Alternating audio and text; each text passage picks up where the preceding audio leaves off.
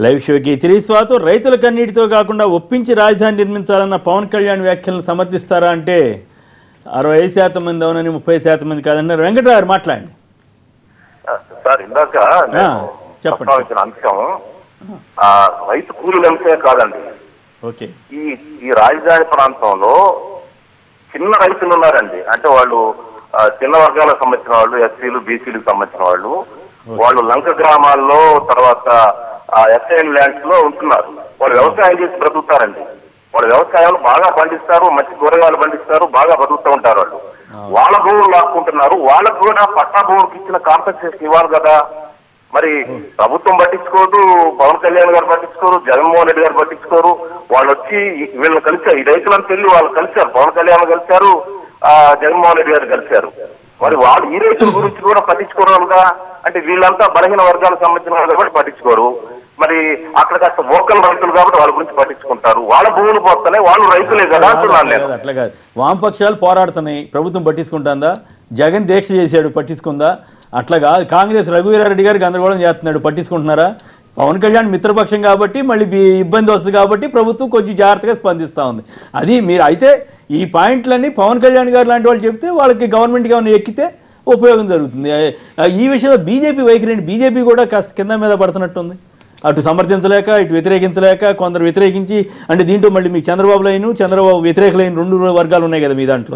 ఇక్కడ అట్లే లేదు కనపడతా ఉంటే చంద్రబాబు గారిని బ్రహ్మాండంగా పొగుడుతారు కొందరు ఏమో బ్రహ్మాండంగా విమర్శిస్తారు. తేడా కనపడుతుంది కదా. పవన్ కళ్యాణ్ గారు కూడా సమర్థించారు.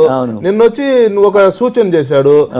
ఇప్పుడు రాజకీయ పార్టీగా మనం కలిసినంత మాత్రాన కొన్ని నిర్మాణాత్మకమైనటువంటి సూచనలు చేయాలి, ప్రశ్నించాలి. అది బెటర్ గా రాబోయే రోజుల్లో మంచి పరిపాలన సాగించాలి, ప్రజలకు ఇంకా వాళ్ళ యొక్క అభిమానం చూరగొని లాంగ్లు ఉండాలి అంటే ఆ పార్టీలు మేము ఇచ్చేటువంటి సూచనలు స్వీకరిస్తే ఇంకా మంచిది. అది వేరే విషయం. ఇప్పుడు రాజధానిలో ఇంత గొడవ జరుగుతుంది, బీజేపీ ఎంతవరకు నోరు తెరిచి మా విధానం ఇదని చెప్పలేదు. బలవంతంగా భూసేకరణకు మీరేమన్నా అడ్డం పడ్డారా? చంద్రబాబు గారికి ఏమైనా ఉత్తరం రాశారా? ఇప్పుడు ప్రతిదీ మంత్రులు సపోర్ట్ చేస్తున్నారు. నేను మాణిక్యాలు తప్పులేదని మీ మంత్రి గారు, మీ శ్యామ్ కిషోర్ అన్ననేమో విమర్శించారు.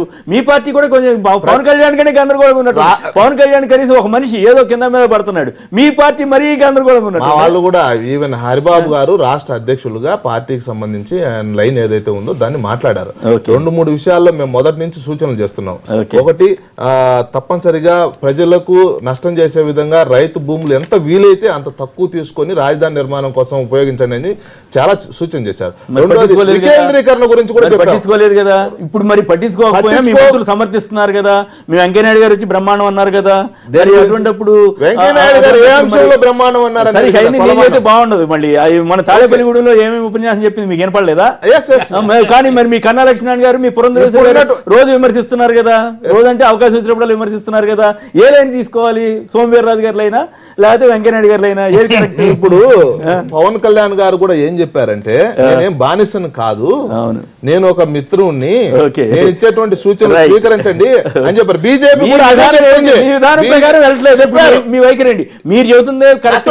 ఆయన మా విధానం కొన్ని సూచనలు చేస్తాము, ఇలా పో అని చెప్తాము. అలా పోకపోతే అయినా కూడా మీ మంత్రులు కంటిన్యూ అవుతారు దాంట్లో. ఎక్కడ అయినా కూడా మీ మంత్రులు సమర్థిస్తారు, మీరు వ్యతిరేకిస్తారు. దారం తెగిపోయే పరిస్థితి వచ్చిన రోజు మీరు దారం తెలుసుకుంటారా లేదనేది వేరే విషయం. మీరేమంటున్నారు? ప్రజలకు అనుకూలంగా లేకపోతే చేయొద్దన్నారు. మీ మంత్రి మాణిక్యాలు గారు అన్నారు, ఎటగా కట్టాం మేము, ఇంకా అవసరం తీసుకుంటాం. అంటే పవన్ కళ్యాణ్ గారి భాషలో చెప్పాలంటే సగం మంది బానిసలు ఉన్నారు, సగం Bharatiya Janata Party from the day నుంచి మేము మొదటి నుంచి కూడా ఆయన విషయంలో భారతీయ జనతా పార్టీ చాలా స్పష్టంగా చెప్పిందండి. రాజధాని భూసేకరణకు సంబంధించిన విషయంలో విధానంలో లేదు. ఏపీకి సంబంధించిన ఏ ఇష్యూలో కూడా బీజేపీ ఒక స్పష్టత లేదు.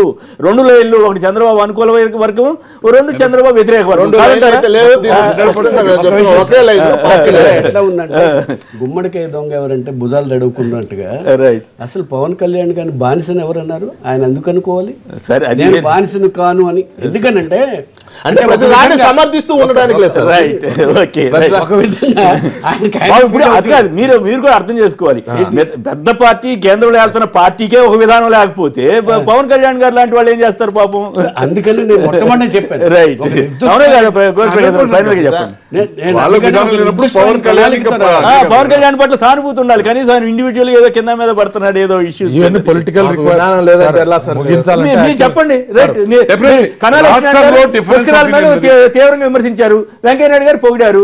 ఓటుకు నోటు కేసులో సోమవీర్రాజు గారు విమర్శించారు, వెంకయ్యనాయుడు గారు రాజకీయం కాదు ఇది రాజకీయం చేయొద్దు అన్నారు. అంటే జరిగినట్ట జరిగినట్లా? వెంకయ్యనాయుడు గారు ఒకే మాట చెప్పారు. ఏంటంటే చెప్పారు, ఏమని చెప్పారంటే మీ వ్యక్తిగతమైన సమస్యను తీసుకుపోయి ప్రజల మీద రుద్దొద్దు, రాష్ట్ర అభివృద్ధిని కుంటిపరచొద్దు.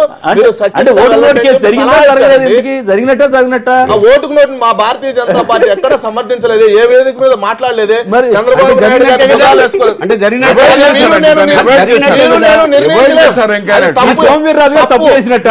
సోమవీర్రాజు గారు అనేక క్రిటికల్ గా మాట్లాడారు. సోమవీర్రాజు గారు చెప్పినటువంటి ప్రతి అంశాన్ని నేను చూసాను. సోమవీర్రాజు గారు నేను కూడా ఇదే వేదిక మాట్లాడారు. ఏం చెప్పాము? ఓటుకు నోటు విషయంలో మేము దాంట్లో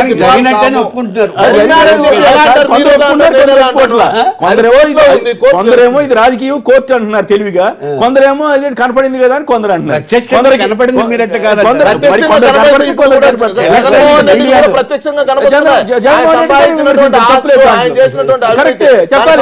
అది కూడా చెప్పండి.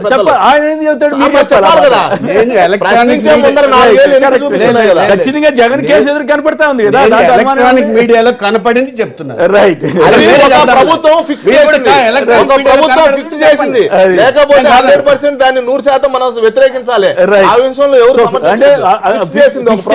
కేసీఆర్ చేసిన తప్పు అంటే ఒక ప్రభుత్వం ఉద్దేశపూర్వకంగా మనం కూడా ఆలోచన చేయాల్సి వస్తుంది. Right, okay. రైతుల కన్నీళ్లతో కాకుండా ఒప్పించి రాజధాని నిర్మించాలన్న పవన్ వ్యాఖ్యలను ఏకీపిస్తారా అంటే 64% మంది పవన్ కళ్యాణ్ గారికి అనుకూలంగాను, 36% మంది మాత్రం వ్యతిరేకిస్తున్నారు. SMS పంపిన వారందరికీ కూడా ధన్యవాదాలు. గోని ప్రకాశ్ రావు గారు, కృష్ణారెడ్డి గారు, రమేష్ నాయుడు గారు, పువ్వాడ అజయ్ కుమార్ గారు అందరికీ కూడా ధన్యవాదాలు.